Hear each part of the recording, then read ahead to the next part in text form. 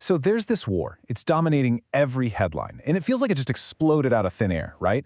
But how do we actually get to this point? And what's the real cost, beyond the battlefield? That's exactly what we're going to break down. Everything kicked off with a single plane, just tumbling out of the sky over southwestern Iran. Suddenly, there's a lone crew member on the ground, on the run, with an entire nation trying to find him.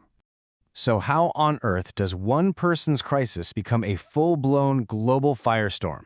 To really get what's happening, we have to rewind back to that one pilot. This is the story of the flashpoint, the single spark that lit a much, much bigger fire. All right, so let's start at the very beginning, with the event that had the entire world holding its breath. This desperate search for a U.S. pilot down somewhere in the treacherous mountains of Iran. For 48 straight hours, it was this insane game of cat and mouse. You've got the downed pilot hiding out in a mountain crevice while this massive U.S. rescue operation swings into action. And this wasn't just about jets and helicopters, oh no. The CIA spun up this whole deception campaign to try and throw Iranian forces off the trail. At the same time, Iranian state TV was blasting the pilot's face everywhere, offering up a big public reward for their capture. And the mission worked. It was a huge success, this dramatic, movie-style rescue that everyone celebrated back home. But it leaves you with this massive, unavoidable question that's hanging over this whole thing. Why were American jets even flying over Iran in the first place? So, let's get into it. What were the official reasons given for this war? Let's take a look at how they hold up, because this is where the story gets incredibly, complicated.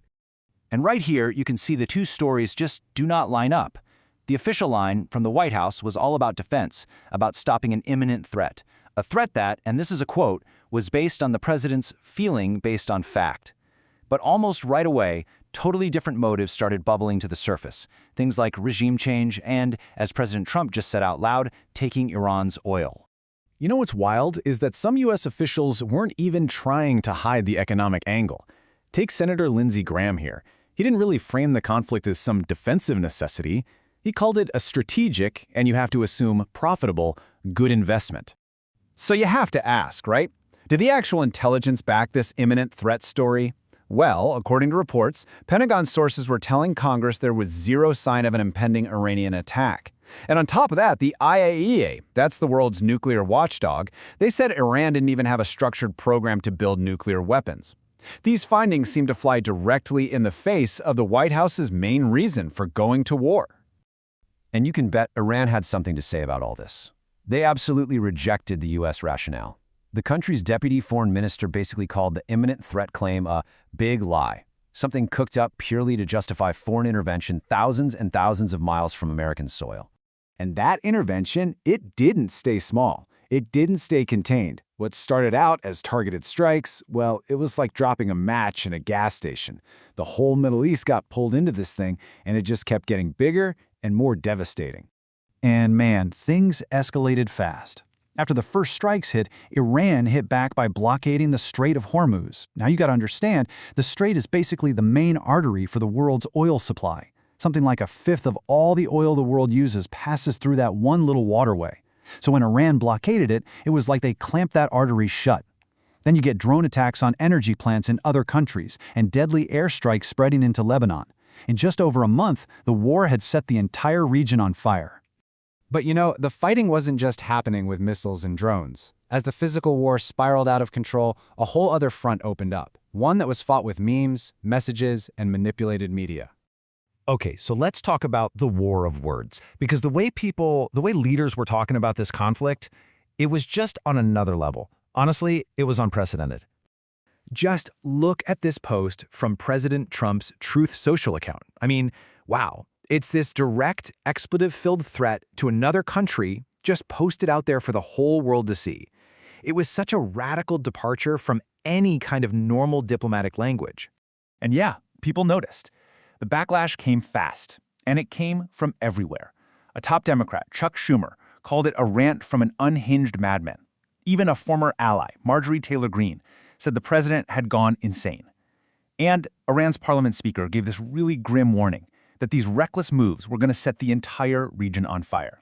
And it wasn't just the words, it was the visuals too. The White House started putting out these videos that were like Hollywood action trailers. They'd mix real footage of airstrikes with clips from video games and action movies. This was more than just propaganda. It was basically the gamification of war. Critics, including a Catholic cardinal, called it horrifying and sickening. Okay, so we've talked about the politics, the propaganda, but what's the actual real-world price of all this? First, let's just talk money. In only 6 days, $12.7 billion. That's what this war cost the United States. Just to put that into perspective, that's more than the entire yearly budget for some small countries. And that was just the start. The White House immediately asked for another $200 billion for the military. Remember that blockade of the Strait of Hormuz? Well, that sent immediate shockwaves through the whole global economy. The price of crude oil just skyrocketed by more than 50%, hitting almost $120 a barrel. It caused the biggest disruption to oil supplies in modern history, and you could feel it at gas pumps all over the world. But honestly, the money, that's nothing compared to the human cost. And this is where the story gets really grim. There are these widespread allegations that civilian infrastructure was being targeted. We're talking nearly 700 hospitals and 30 universities. Reports started coming out about civilian casualties from airstrikes in Lebanon, including a 4-year-old girl. And all of this has led to accusations that the U.S. is committing war crimes by violating the Geneva Convention, the international laws that are supposed to protect civilians during a war. So here we are, right back where we started, in a way. The whole thing kicked off with a successful, really daring rescue mission. But that one single victory has been completely overshadowed by a chaotic, incredibly expensive, and constantly growing regional war. With the costs, both human and financial, just piling up, and with no clear way for anyone to actually win this thing, the whole world is left wondering. Not just how this war started, but more importantly, how in the world it could possibly end.